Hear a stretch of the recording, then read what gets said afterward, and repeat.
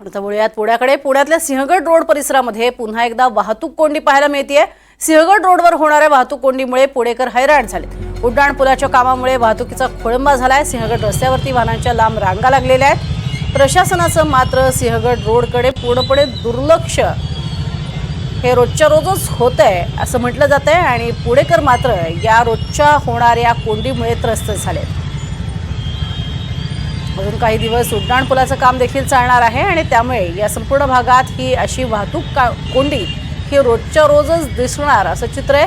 मात्र त्यामुळेच कामावरती जाणारे, कॉलेजसाठी जाणारे, शाळांसाठी जाणारे विद्यार्थी आणि कर्मचारी वर्ग मात्र रोजच्या रोज हैराण होते.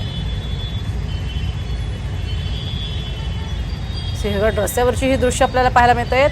अक्षरशः ठप्प झालेली आहे वाहतूक. तिन्ही बाजूंची वाहतूक ही ठप्प आहे. एका बाजूनं थोडीफार वाहतूक सुरू असलेली आपल्याला पाहायला मिळते. मात्र ही कोंडी सोडवण्याचं काम गेल्या अनेक काळापासून करा अशी मागणी होतीये. सिग्नल लागलेला आहे मात्र गाड्या ठप्प असलेल्या दिसत आहेत.